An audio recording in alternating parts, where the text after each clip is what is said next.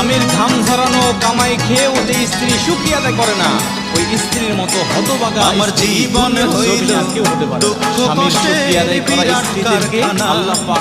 আমার জীবন হইল দুঃখ কষ্টের বিরাট কারখানা।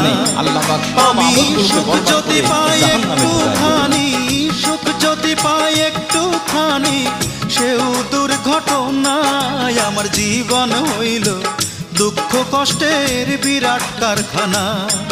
আমার জীবন হইল দুঃখ কষ্টের বিরাট কারখানা।